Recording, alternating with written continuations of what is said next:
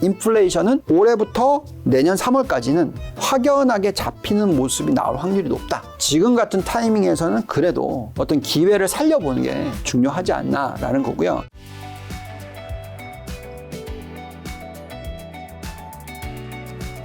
공자님, 저희가 뵌지 좀 벌써 또 한 3, 4개월 좀 된 것 같은데, 네.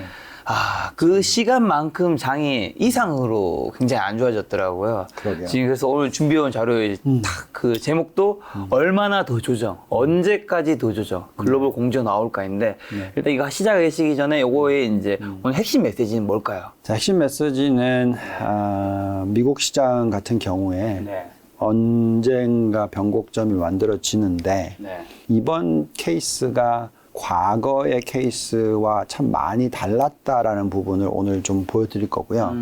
물론 이런 예가 없었던 건 아닌데 네. 그래서 예상보다 긴 기간에 조정이 지금 나타나고 있고요. 네. 왜 그런지에 대한 부분을 같이 좀 짚어보고 네. 그렇게 또 짚어보고 나면은 또 언제 돌지 그리고 어떤 부분들을 봐야 될지가 중요하겠죠. 네. 네, 그래서 저희는 원래는 최근에 있었던 이 FOMC 미팅이 있기 전에 네. 뭔가 좀 변곡점이 만들어질 수 있는 그런 가능성을 네. 미 연준이 보여주기를 바랬으나 네. 예, 거의 반대로 갔기 때문에 네. 거기에 대한 좀 충격이 전 세계 시장에서 지금 나타나고 있고요. 그렇지만 그렇다고 해서 원래의 변하는 그 추세에 있어서의 큰 변화의 틀은 아직까지는 없다. 그러니까 아직까지 없다라는 게 아니라 그냥 금리를 올리는 폭이라든지 네. 금리를 어느 시점까지 올리고 나면 또 다시 바꿀지 이런 부분들이 중요해지니까 그래서 오늘의 메시지는 정말 많은 부분이 시장에 반영이 됐다. 그러니까 미국 증시로 들여다봤었을 때 그렇기 때문에 이럴 때일수록 인내를 해서 네. 이번 어떤 기회가 만들어지는 걸 잘 잡으셔야 된다라는 생각인데요.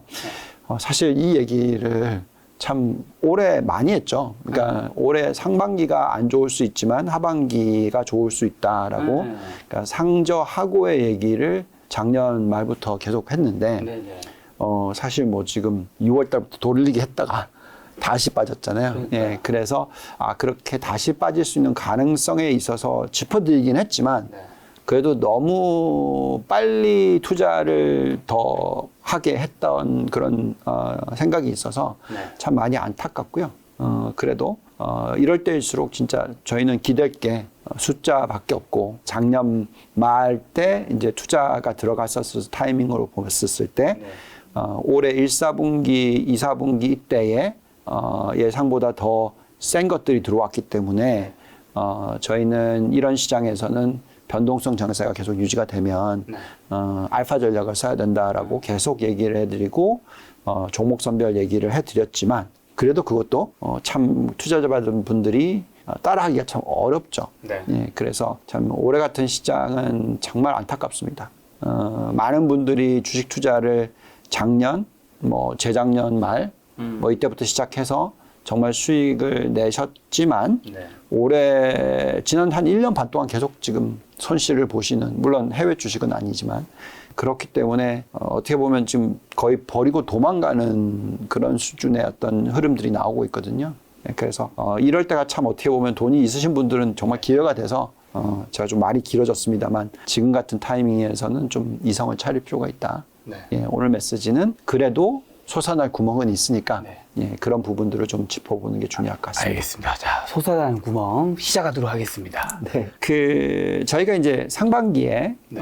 상저하고를 얘기를 했는데 기본적으로 많은 분들께서는 대세 하락장에 대해서 얘기들도 많이 하셨어요. 그래서 이제 저희가 이제 8월 말에 저희는 이걸 보면서 뭐라고 말씀을 드렸었냐면 다른 방송에서 제가 제 방송에 개인적인 방송에서도 말씀드렸습니다만 그러니까 W자를 형성할 거다.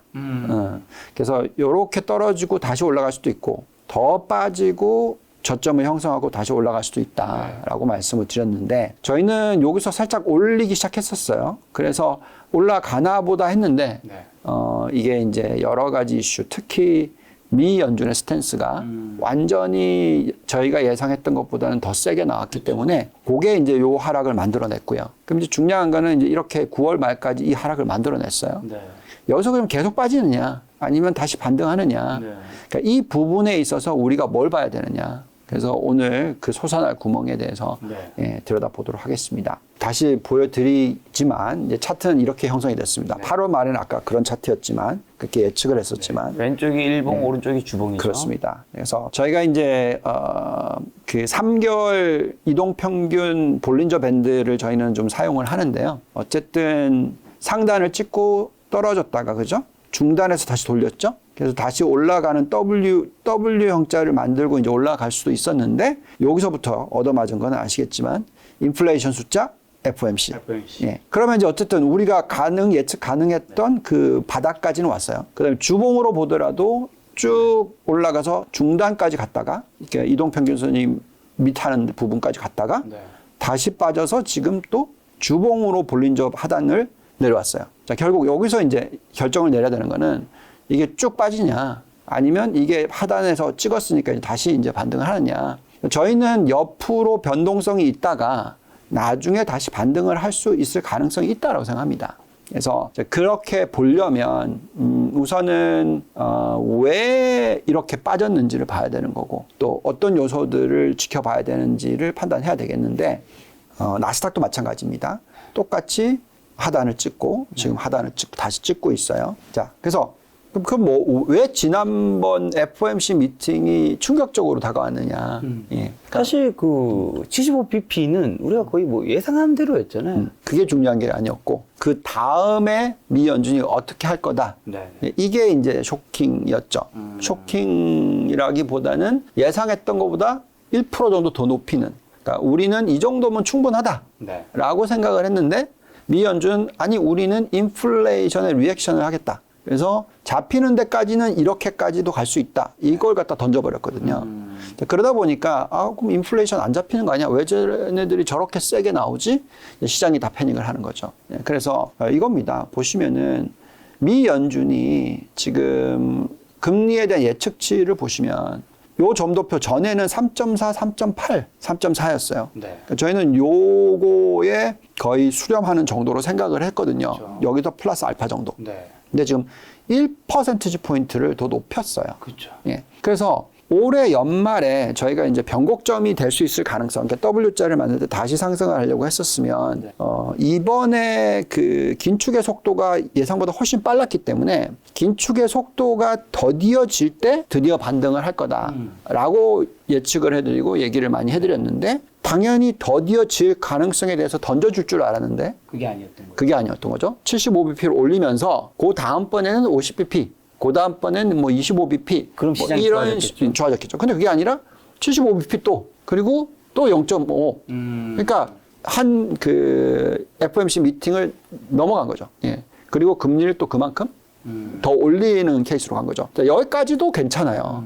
근데 더 짜증이 나거나 더 스트레스를 받는 부분은 이거죠, 이거. 내년에. 그러니까 우리는 원래는 어떻게 생각하고 있었냐면 이 정도로 올리고 나면 내년도에 뭐 한두 차례 정도 더 올리고 그리고 하반기에는 떨어뜨릴 수 있는 가능성도 있다. 우리 피봇 얘기들 많이들 하셨으니까 저도 그렇게 충분히 그럴 가능성이 있다고 생각했죠. 근데 웬걸 2023년이 오히려 더 올리고 끝난다. 그러니까 오랫동안 더 유지가 된다. 그래서 그러니까 지금 충격으로 온 거는 생각보다 많이 올리고 생각보다 더 높은 금리에서 오랫동안 유지하고 그러니까 이 두 개가 같이 들어오니까 시장이 못 버틴 거죠. 그래서 어떤 국가든 어떤 대부분의 다른 이 나라들이 금리가 이것보다 더 낮은 나라들은 다 환율이 깨지고 그렇죠. 예. 그러면서 전 세계적으로 충격이 왔고 그러다 보니까 그중에 우리나라는 작년 말에 그 커런시 스왑을 갖다가 연장을 시키거나 바로 정권이 바뀌기 전에 뭐를 했었어야 되는데 네. 그것을 못했기 때문에 그리고 또 심지어는 필요도 없다라고 얘기를 하니 예, 그 환율이 그만큼 깨지는 거고요. 네. 영국도 재정 정책과 통화 정책의 어떤 엇박자가 나면서 같이 또 깨졌고 금리도 급등했고 거의 그런 모습들이 좀 나온 거죠. 그래서 어쨌든 미국만 보자고 말씀을 드리면 네. 결국은 금리가 예상보다 더 높게 올리는 케이스 그리고 높게 유지가 더 오래되는 케이스. 그러니까 요것 때문에 지금 시장이 충격을 받았다. 금리가 더 가파르게 더 오래. 네, 그것 그게 때문에 시장이 조정을 받았다고 봅니다. 그러니까 전부표는 뭐 다 보시면 아시겠고, 그래서 여기서 좀 더 올렸다가 그렇지만 어쨌든 2024년엔 떨어뜨린다. 뭐 이게 지금 예측입니다. 그래서 우리는 기준금리를 보통 이렇게 4.0에서 거의 고점 정도로 생각했는데 더 높아진 4.75 이렇게 올라간 거죠. 고점이. 그래서 결국은 요거를 반영을 해서 우리가 시장을 들여다봐야 된다. 그래서 W자를 형성할 때 중간에서 다시 돌리는 게 아니라 하단 정도까지 내려오는지 아니면 더 빠지는 것도 있을 수 있는 거잖아요. 그래서 그런 부분들을 우리가 오늘 이 시간에 좀 분석을 해보자. 그렇게 말씀을 드리겠습니다. 자, 근데 이제 여기서 그 혹시 FOMC 미팅의 그 파웰 의장 기자회견 혹시 보셨어요? 저는 못 봤습니다. 저는 그걸 동시 통역사랑 같이 그 방송을 했었거든요. 그래서 듣고 있는데 처음에 기자회견 시작할 때부터 끝까지 다 나는 미리 예측을 하고 뭘 하겠다 이게 아니었어요. 그러니까 나는이 아니죠. 미 연준은 뭐 그런 식으로 얘기했습니다. 그러니까 우리는 인플레이션을 잡는데 모든 것에 초점을 맞출 것이다. 첫째도 인플레이션, 둘째도 인플레이션, 셋째도 인플레이션. 다 인플레이션에 걸어놨어요. 근데 저도 사실 그거는 생각해보면 이해는 갑니다. 그러니까 왜 이해는 간다라고 말씀을 드리냐면 작년에 이맘때쯤 전에 올해 금리를 안 올린다고 얘기를 했었잖아요.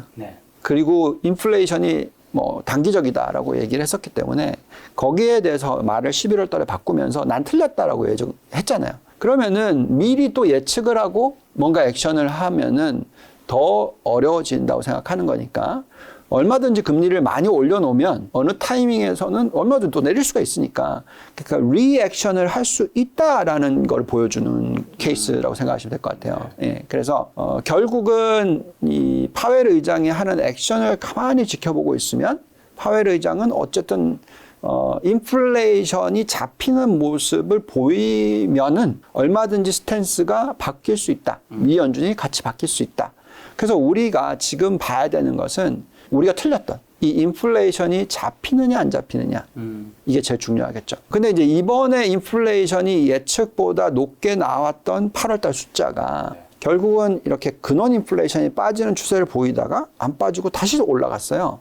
요 다시 올라간 것을 뭘로 만들었느냐? 그게 이제 주거비 쪽이죠. 그래서 결국은 이 주거비의 이슈가 시장에 큰 영향을 미쳤다. 자, 근데 이제 중요하게 잘 생각해 보시면은 그 주거비 부분이 전체 파이에 얼마나 미치는 영향이고 그리고 앞으로 어떻게 흘러갈 것인지도 생각을 해보자라는 거고요. 자, 지금 파란색 선을 보시면은 이 파란색 선은 주택 가격의 상승률이에요. 예, 왼쪽입니다. 오른쪽은 노란색 선은 주거비. 그러니까 뭐 렌털이라든지 뭐 어쨌든 임차료 뭐 이런 것들. 이 주거비의 상승률이에요. 보시면은 거의 비슷하게 움직이는데 대부분 다 이 파란색 선 밑이죠. 네, 그렇네요. 그죠? 근데 이번에 최근에 보시면은 거의 똑같이 올라갔고 더 많이 올라갔어요.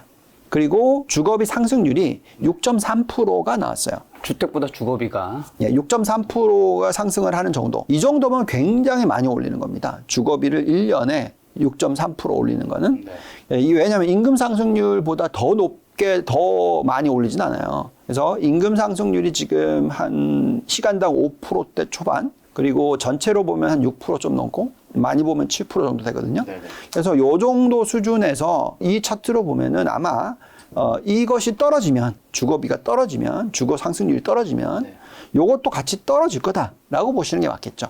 여태까지는 항상 조금 레깅이 있었지만 떨어지잖아요. 그죠? 예, 그래서 저희가 생각할 때 이게 좀 떨어지기 시작했고, 그러면 이것도 아무리 높아봐야 6%대에서 앞으로는 떨어질 거다라고 보시는 게 맞아요. 자, 그러면 6%이면 이게 전체 파이의 약 40%라고 칩시다. 그러면 6, 4, 14니까 다른 것이 하나도 안 올라가면 2.4%로 수렴하는 거죠. 그러면 그것은 의미 있는 인플레이션이 잡힌다는 거예요. 근데 중요한 건 그러면은 잡힐 거냐 안 잡힐 거냐는 거죠. 다른 것들이. 그거를 보면 다른 것들은 이미 잡히는 모습이 나오고 있고 심지어 이 주거비 또 앞으로 잡히는 모습이 나올 거라는 거죠. 아까 차트를 보시면은 요렇게 꺾여 내려왔는데 요거는 이제 지금 최근 또 데이터가 나왔으니까 보시면 더 많이 꺾여 내려왔죠. 그러니까 아까 그 6% 차트가 이렇게 떨어질 수 있는 가능성이 레깅이지만 떨어질 수 있는 게 있고요. 그래서 맥시멈 영향을 미칠 수 있는 것은 우리가 다시 계산하지만 2.4%포인트다. 그럼 나머지 2.4%포인트 플러스 알파로 오를 거는 다른 것들이 올라가면 영향을 미칠 거고 다른 것들이 안 올라가고 오히려 빠지는 추세를 보여주거나 안정을 찾는 모습을 보여주면 우리 인플레이션은 정상화된다라는 거죠. 네. 그래서 다른 것들을 한번 보면 결국은 우리는 옛날에 왜 우리가 이런 숫자들을 보면서 계속 얘기를 했냐면 사실 미 연준 이 숫자들을 보고 금리 결정을 많이 했단 말이죠. 이게 뭐냐면은 예상 인플레이션, 그러니까 기대 인플레이션인 거예요, 이게. 그래서 브레이크 이븐 포인트, 그러니까 10년 평균 인플레이션 예상치, 그 다음에 5년 평균 인플레이션 예상치, 그 다음에 5년 지나고 나서 그 후에 5년 평균 인플레이션 예상치. 다 지금 보시면은 다 수렴했어요. 얼마로? 2.37, 2.38, 2.36. 다 2.4% 밑으로 떨어졌습니다. 그죠? 자, 그러면 과거에도 그런 모습들을 보였었잖아요. 네. 그죠? 그렇기 때문에 이 정도 되면은 사실 인플레이션이 잡힐 거라고 보는 게 맞는데 한 번의 그 실수라기보다 어쨌든 좀 너무 늦게 대응했으니까 지금 하는 액션은 굉장히 세게 대응을 하는 거죠. 예, 그래서 이 숫자가 잡히는 모습을 우리가 이제 좀 찾아봐야 되는데 이미 잡히고 있다라고 데이터는 나오고 있고요. 그 다음에 가장 이 인플레이션을 가장 먼저 자극했던 부분이 뭐죠? 요건 두 번째로 자극했구나. 이거는 이 원자재 가격이 급등을 했잖아요. 그 원자재 가격이 급등했던 이유는 아시겠지만 전쟁. 그래서 우크라이나 전쟁이 일어났을 때 이렇게 다 곡물가 그 다음에 유가 폭등을 했었고 그래서 쭉 다시 빠지는 데 했다가 또 다시 올라갔고 그러고 지금 내려오고 있어요. 그죠? 그래서 이제는 전쟁 전 수준까지 다 내려왔습니다. 그렇죠? 그러면 이제 요 인플레이션은 이제 거의 이제는 앞으로는 점차적으로 계속 마이너스로 영향을 미치겠죠. 그죠? 내년 3월이 되면. 네. 맞죠? 그리고 이것도 마찬가지죠. 이거는 이제 인더스트리, 그러니까 산업 그 메탈, 그러니까 네. 금속, 그 다음에 히토류, 이런 쪽. 아무튼 다 보시면은 오히려 더 빠져 있어요. 그러니까 결국 이건 뭐냐면 이 원자재 가격이 인플레이션에 미치는 영향이 플러스적인 요소는 내년 3월이면 끝난다. 그러면 오히려 마이너스 효과다. 그렇죠? 그 다음에 그것을 이제 결론을 내보면 이런 답이 나올 수가 있어요. 오늘 여기는 안 갖고 왔는데 요거 말고 이전에 또 뭐가 있냐면 병목 현상. 네. 그러니까 병목 현상이 있어서 여러 가지 공급망에 차질이 생기니까 네. 병목 현상이 일어나서 그 운송비가 확 튀었잖아요. 그렇죠. 그러니까 그게 상해에서 LA로 가는 운송비를 보시면은 네. 그게 확 튀었다가 지금 또 다시 다 내려와서 그 전 올라가기 전 수준으로 또 떨어져 있어요. 네. 마찬가지예요. 그렇기 때문에 그러니까 우리가 인플레이션의 요소에 있어서 병목 현상과 원자재 가격 상승과 나중에 이제 주거비까지 이렇게 다 보는데 모든 요소들이 어쨌든 잡히고 있다라는 것은 우리가 지금 인정할 수 있는 타이밍이다라는 거죠. 네. 자, 그러면 이제 잡히고 있다라는 것과 그 잡히고 있기 때문에 인플레이션과 금리의 상관관계를 보면서 얘기를 하자면 지난달이 0.1% 상승을 했어요. 네. 전달 대비해서. 그리고 지지난달이 전달 대비해서 0% 상승을 했습니다. 그러니까 이미 이제 많이 올라서 이제 그렇게 높은 인플레이션 숫자들이 나오고 있음에도 불구하고 이제는 더 이상 올라가지 않는 거죠. 전달 대비해서. 그러면 이 숫자가 평균적으로 과거에는 어떤 식으로 올라가냐면 정상화가 되면은 보통 한 달에 전달 대비해서 1% 오르거나 그러니까 0.1% 오르거나 0.2% 오른 정도예요, 보통. 그럼 곱하기 12 하면은 1.2에서 2.4% 정도 오르는 인플레이션이란 말이죠. 그 정상화 된다고 치는 거죠, 우리는. 그러면 그렇게 계산했었을 때 0%씩 상승한다고 계산하면 2023년 3월이 되면 3%로 떨어지고요. 6월이 되면 0이 됩니다. 그럼 이건 너무 낮은 인플레이션이 되는 거죠. 그죠? 0.1%씩 올라간다고 치면 내년 3월이 되면 3.8%. 그리고 어쨌든 2%로 또 수렴을 해요. 그죠? 아니면 0.2%씩 올라간다 그러면 수렴을 해서 2.4가 나오겠죠. 네네. 그러니까 결국은 내년도에 어느 시점이 되면 2.4% 수준까지도 떨어질 수 있다라는 케이스가 나올 수도 있단 말이죠. 연준의 목표가 2% 아닌가요? 2%죠. 네. 자, 근데 이제 중요한 것은 금리가 어느 수준이라도 중요하죠. 그래서 왜 우리가 이렇게 박스를 해놨냐면 3%, 3.8%인데 지금 미 연준의 스케줄대로라면 그 시대에 금리가 4.75라는 얘기죠. 그럼 훨씬 높다는 얘기입니다. 그럼 이거는 인플레이션을 낮추는 효과를 계속 주는 거예요. 그래서 이때가 되면은 이제는 우리가 금리를 내려도 되는 게 아닌가라는 멘트가 나올 수 있다라는 거죠. 너무 오랫동안 너무 세게 유지하는 것도 상당히 부담스럽다라는 거죠. 그 멘트는 내년 3월쯤에 나올 수 있는 거겠네요. 충분히 나올 수 있죠. 네. 아니면 오히려 그것을 기대를 하는 사람들의 입장에서는 여태까지 많이 기대했잖아요. 그러면서 너무 많이 빠졌으니까 미 연준이 우리 이제 금리 올리는 속도를 더디게 할 게만 해도 우리가 원래 기대했던, 그래서 이번에 0.75를 올리면서 다음 달에는 우리 0.5가 아니라 0.25 올릴 수도 있다. 그러니까 이런 얘기도 했었어요. 그러니까 100bp를 올린다. 남은 기간 2번에. 그래서 0.75를 올려놓으면은 그 다음번에는 100bp만 올리면 0.25잖아요. 50bp로 올린다 하더라도 1.25니까 어쨌든 떨어지는 거거든요. 그래서 그때 변곡점이 만들어질 수가 있는 거고, 그 다음에 내년도에 더 올린다 하더라도 아무리 많이 올려봤자 뭐 4.75까지 올리는 거고 4.5까지만 올리고 끝낼 수도 있는 거예요. 왜냐하면 인플레이션이 요 밑으로 떨어지기 시작하는 모습을 내년 초에 보여주면 굳이 이것보다 더 올릴 필요가 없거든요. 추세가 나오면. 그래서 저희는 어쨌든 지금부터 11월 달 FOMC가 지나고 나면 변곡점이 만들어질 수 있는 가능성은 충분히 있다. 물론 아닐 수도 있죠. 네. 왜냐면 우리가 이번에 한번 제대로 얻어맞았으니까. 원래는 이번 9월 달에 나오면서 앞으로는 좀 낮출 거다 이런 얘기를 기대했는데 걔가 오히려 더 올려버렸으니까 그래서 지금 얻어맞은 거고요. 근데 이제는 모든 사람들이 다 더 올리겠지라고 기대하고 있거나 그렇게 리액션을 하고 그렇게 만들어놨는데 그게 아니라 오히려 빠진다. 그러면 또 바뀌겠죠. 그래서 저희는 결국은 인플레이션이 중요하다. 어쩔 수 없이. 근데 지금 짚어드렸지만 인플레이션은 올해부터 내년 3월까지는 확연하게 잡히는 모습이 나올 확률이 높다. 이게 중요하다라고 말씀드리겠습니다. 자, 그러면 지금까지는 이제 인플레이션이 잡힐 수 있을 만한 가능성을 짚어봤어요. 그럼 이제 이건 그냥 기대죠, 기대. 그렇지만 과거에 이 인플레이션을 잡던 기본적으로 미 연준이 굉장히 빠르게 금리를 올린 적이 없었느냐. 옛날에도 바꾼 적이 있죠. 아까도 말씀드렸지만 점도표를 올해 제일 처음에 금리 올릴 때만 하더라도 올해 연말에 2.5% 얘기했단 말이에요.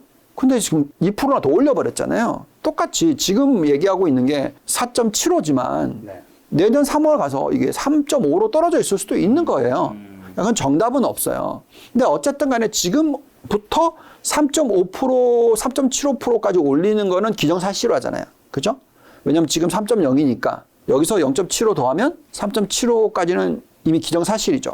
그러면 3월부터 올리기 시작해서 11월 달까지 거의 8개월 정도 되는 기간 동안에 7, 8개월 되는 기간 동안에 이렇게 빨리 올렸다. 3.5% 이상 올렸다. 이거는 초긴축이죠. 그러니까 긴축의 속도가 굉장히 빨랐던 구간을 얘기를 해주는 겁니다. 자, 그러면 긴축의 속도가 굉장히 빠르다는 의미를 뭘로 보냐면 과거에는 금리를 천천히 0.25%씩 정도 올리는 케이스면 시장은 3월 달부터 사실 쭉 상승을 해야 되는 거예요. 그리고 어느 시점에서 고점 금리에 도달을 했었을 때 그때 팔아야 되는 게 시나리오입니다. 왜 그런 거냐면 계속 경기가 좋으니까. 근데 경기 대비해서 금리를 너무 많이 올리면 그때부터 경기가 이제 빠지는 거니까. 그래서 보통은 이런 차트가 나와야 되는데 빠른 긴축을 하는 케이스. 이게 오렌지색입니다. 보시면은 언제냐면 1958년, 68년, 73년, 80년, 88년, 94년 6차례가 있었고 이번이 7차례, 7번째. 그래서 이렇게 할 때는 시장이 오르는 듯 하다가 훅 빠져요. 이게 정확하게 5월, 6월인 거죠. 그리고 나서 못 올라요. 반등하는 것 처음 보였다가 또 다시 빠져. 딱 지금 그런 모습이죠. 그러면 이제 이게 언제부터 튀느냐? 언제부터 튀느냐? 결국 금리를 올리는 속도에 대해서 시각이 바뀔 때. 그래서 우리는 그 6차례를 보자. 이 6차례를 다 들여다보자. 어땠는지 한번 보겠습니다. 첫 번째는 1958년이에요. 얼마나 올렸냐면 4% 올렸습니다. 3% 올렸다가 1% 더 올렸다가 다시 훅 또 떨어뜨려요. 그럼 이게 확실하게 변화가 생긴 거죠. 자, 그럼 변화가 생기면 시장은 올라요. 자, 처음에 금리 올릴 때 사실 이 템포는 올랐어요, 오히려. 빨리 올렸는데도 불구하고 올랐습니다. 중간에 조정을 받았어요. 얼마나? 14개월 동안에 마이너스 13.8%. 그러면 요때 기간에 금리의 변화가 일어났었을 때 올리는 케이스에 계속 올랐다가 꼭지를 찍고 나서 빠졌어요. 근데 금리를 내리기 시작하면서 이렇게 빠졌던 겨우 13.8% 빠졌고 경기 침체에서 벗어나기 시작하니까 쭉 떠올라요. 그러니까 사실은 요 빠진 거 요것만 생각하면 되죠. 금리의 변화가 생기면. 두 번째 케이스 68년에서 69년 보시면은 바닥이 4%입니다. 10.5%니까 얼마나 올렸어요? 거의 6%포인트 이상 올렸죠? 정말 많이 올렸습니다. 근데 중간에 한번 올렸다 쉬었다가 또 올리기 시작했어요. 두 번째 올릴 때 이때 충격을 받아요. 근데 그리고 나서 또 내리죠. 경기 침체가 옵니다. 요때를 보면서 주식시장을 보면 이렇게 돼요. 오히려 시장 오르다가 그렇게 금리를 너무 많이 올렸으니까 확 빠져요.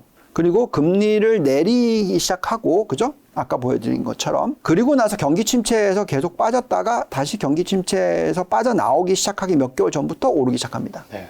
이렇게 많이 오르죠. 결국은 금리 인상의 속도가 올리다가 떨어뜨리는 케이스, 변하는 거죠. 그래서 그 변곡점으로 생각하면 내년이 될 수가 있는 거죠. 그래서 근데 이제 중요한 것은 금리를 올리는 속도가 더뎌질 때 어떤 변곡점이 생기는 거고. 근데 이제 이거는 보시면 고점 대비해서 여기까지 36%나 하락을 했어요. 더 많이 하락했습니다. 자, 그럼 이제 이게 이제 제일 안 좋았을 때예요. 이게 어떤 때냐면 5%부터 올려요, 쭉. 5%에서 11%, 6% 한번 올립니다. 근데 그래서 좀 이제 또 떨어뜨렸어요. 근데 인플레이션이 안 잡혔어. 또 올려요. 네. 그러니까 여기서부터 여기까지 정말 많이 올린 거고 네. 경기 침체가 진짜 세게 온 거고. 네. 그랬더니 시장이 어떻게 됐냐? 그냥 빠졌다가 슬 오르는 것처럼 했다가 그냥 주구장창 빠졌어요. 네. 그래서 48%나 빠집니다. 사실 다시 올리는 끝까지 나왔잖아요, 경기 침체가. 그러니까 계속 금리를 올리는 거기 때문에 그냥 계속 빠지는 거죠. 네. 그래서 고점 대비해서 48%. 그래서 많은 분들이 이걸 자꾸 비교하거든요. 근데 생각해 보세요. 이게 지금 우리가 얘기하는 거 맞는지. 이거는 인플레이션 올라갔다가 다시 빠지는 듯 했다가 또 다시 올라가니까 금리를 올렸다가 다시 내렸다가 다시 또 올리게 됐잖아요. 네. 그러니까 이걸로 생각한다면 이 차트가 나오겠죠. 그리고 고점 대비해서 48% 빠지는 장이 나오겠지만 네. 사실 그렇지는 않다고 저는 생각하거든요. 요 예를 중요하게 생각하는데 그래도 아무튼 비교를 하는 거고요. 그다음에 이제 1980년도 이때는 8.76에서 20%까지 올렸으니까 진짜 많이 올렸어요. 11%나 올렸어요. 근데 깔끔하게 샥 올렸어요. 그리고 경기 침체가 안 왔어. 그러니까 시장은 어떻게 됐냐면 올랐다가 빠졌는데 하락폭은 27%밖에 안 빠졌어요. 그리고 이제 엄청나게 급등장이 옵니다. 네. 근데 요 기간이 좀 길기는 길죠. 왜냐하면 경기 침체가 안 왔기 때문에 왔다가 빠뜨렸다가 올렸다가 하다 보니까 그죠? 그리고 그 전에 요 올릴 때 시장이 제법 올랐잖아요. 예, 그래서 어쨌든 근데 고점 대비해서 하락폭까지는 27% 하락을 했다. 경기 침체를 동반했었을 때. 그 다음에 요 마지막 두 번이랑 저희는 좀 많이 비교를 하고 있는데 요 마지막 두 번은 뭐냐면은 올려요. 3.5%를 올립니다. 올리는데 올리고 났더니 더 이상 올릴 필요가 없는 거지. 인플레이션 잡히는 모습이 나왔어요. 그래서 다시 떨어뜨립니다. 그리고 너무 많이 올렸었네. 또 더 떨어뜨려야 되겠네. 이렇게 되는 거예요. 그래도 경기 침체가 찾아와요. 이때는 시장이 보시면은 올랐다가 경기 침체 찾아왔었을 때 꼴랑 20% 빠지고 다시 쭉 또 올라요. 그리고 금리를 올리기 시작했서부터 여기까지 75%나 오릅니다. 그러면 요 하락장은 겨우 20%밖에 안 오는 거죠. 그러니까 결국 금리를 그렇게까지 높일 필요가 없었다는 결과값이 나오면 시장은 조정폭이 훨씬 작아진다는 거죠. 자, 또 볼까요? 이게 이제 가장 최근에 있었던 건데 마찬가지로 3% 미만에서 6%대 중반까지 올려요. 또 훅 올린 거죠. 3.5% 동안. 그죠? 빠르게 올렸는데, 기다려보니까, 아니네. 내릴 필요가 있었네. 또 그러다가 또 한 번 더 내려야 되겠네. 이렇게 된 거예요. 그러다가, 이제는 좀 올려야 되겠구나. 인플레이션 많이 들어온다. 이게 닥한 버블입니다. 그리고 나서 이제 폭락장이 왔어요. 이거는 진짜 긴 거잖아요. 93년부터 2000년까지. 굉장히 긴 기간이에요. 이때 차트 어땠는지 보실까요? 요것밖에 안 빠졌어. 9.7%밖에 안 빠지고 경기 침체도 안 오니까 계속 올라요. 그러고 나서 닷컴 버블 때 또 한 번 올라요. 정말 주구장창 오릅니다. 그러니까 이럴 수도 있는데 그건 이제 또 아닐 수도 있고. 그러니까 결국은 여러 가지 예가 있는데 결국은 뭐가 중요하죠? 금리를 얼마까지 올리느냐. 그리고 그 폭을 얼마를 반영시키고 시장을 보느냐. 그리고 어느 시점이 정상화되는 금리냐. 이런 거란 말이죠. 근데 아까 미 연준이 장기적인 금리를 뭐라고 얘기했냐면 2.5%라고 얘기해 놓고 있어요. 그럼 일시적으로 예를 들어서 4.75%까지 올렸다고 치더라도 다시 돌아온다는 다시 2.5% 떨어뜨린 거죠. 그럼 이제 그 정상 갔다가 돌아온 시점부터가 엄청나게 상승할 수 있는 거고. 근데 이제 중요한 거는 경기 침체가 아까 안 오는 케이스로 계산했었을 때는 계속 오를 수도 있는 거예요. 그래서 그걸 보자면 이제 이런 결과값이 나올 수도 있습니다. 자, 보시면 보통은 초긴축 사이클을 하면 초긴축 사이클 아까 뭐라 그랬죠? 짧은 기간에 1년 안에 3% 이상 3.5%씩 막 올리는 그런 시나리오를 초긴축이라고 얘기를 합니다. 네. 근데 그 초긴축이 나타났던 이 결과값을 보시면은 6차례가 있었는데 네. 아까 보여드린 6차례 그 중에서 경기 침체로 바로 연결이 됐던 적은 5차례고요. 94년만 경기 침체가 한참 뒤에 왔죠. 그러면 하락률을 보시면은 요 경기 침체와 동반됐던 케이스. 근데 요 많이 빠졌던 요 때들은 인플레이션이 꺾이는 듯 하다가 또 그러니까 금리를 4.5%로 올리고 끝난 게 아니고 6%, 막 10% 이렇게 올렸던 때들이잖아요. 그것도 아니라면 결국은 이 13.8%, 20% 이 정도 하락이란 말이에요. 그래서 어쨌든 경기 침체가 일어난다고 칩시다. 일어난다고 치더라도 이 평균 값을 내보면 얼마가 나오느냐? 29%가 나와요. 그 다음에 이 전체 6개를 다 평균 내보면 26%가 나옵니다. 물론 이렇게 똑같이 갈 거라는 얘기는 아니고요. 근데 어쨌든 이번 하락폭이 고점 대비해서 24.5%나 하락을 했다는 말이에요. 그래서 이번에 두 번째 W자를 만드는데 네. 이 W자가 지금 이렇게 걱정하는 이런 숫자들이 나올 거냐. 쭉 빠지는 게 W자가 아니라 그냥 올랐다 떨어지면서 계속 빠지는 요 두 번이 연달아 다시 또 일어날 거냐. 아니라는 거죠. 그럴 가능성이 굉장히 낮은 거죠. 왜냐하면 68년대와 73년도는 올렸다가 떨어졌다 또 올리고 인플레이션이 계속 안 잡혀서 막 계속 올라가는. 그러니까 그걸 두려워하기 때문에 미리 잡아놓자 이거잖아요. 근데 이제 확연하게 잡히는 모습이 나오면 완전히 미연준은 반대로 가겠죠. 그래서 우리는 이번 사이클에서의 하락폭을 24.5% 정도 하락하면 참 많이 하락한 거고 네. 초과로 하락하더라도 그렇게 크지 않을 거다. 그럼 이거를 갖다가 좀 뭐 숫자화해서 좀 계산해 보자. 그래서 저희가 숫자로 계산을 좀 시도를 해봤습니다. 어떤 케이스로 계산을 해본 거냐면 이렇게 계산한 거예요. 지금 현재의 컨센서스가 있어요.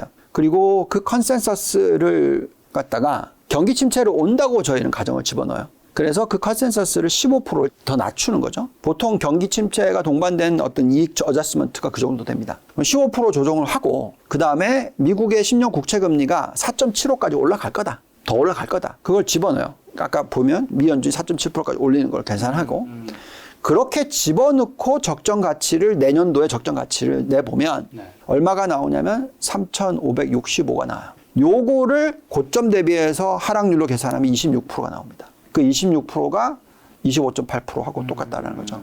물론 이게 정확하게 딱 맞아 떨어질 거라는 얘기는 아닙니다. 네네. 물론 경기 침체가 오느냐, 경기 침체가 얼마나 세게 오느냐, 그 다음에 얼마나 정말 큰 악몽이 될 거냐 네. 이런 부분을 생각하지만 미국은 제가 볼 때 그렇게 심한 경기 침체도 안 올 것 같고 그 경기 침체가 온다 하더라도 아까 보여드렸던 20%대의 하락률로서 끝나는 경기 침체 네. 이 정도로 본다면 지금 같은 타이밍에서는 그래도 어떤 기회를 살려보는 게 중요하지 않나라는 거고요. 네. 근데 이제 들어가는 타이밍 자체에 있어서 아무리 빨라도 금리를 인상하는 속도가 더디어지기 전까지는 네. 들어가시면 안 되는 거고. 그죠? 그 다음에 금리를 내리기 시작했을 때는 정말 무조건 들어가셔야 되는 거고. 네. 이해가셨죠? 네. 예. 그래서 저희는 그거를 같이 보면서 판단하자라고 말씀을 드리고 있습니다.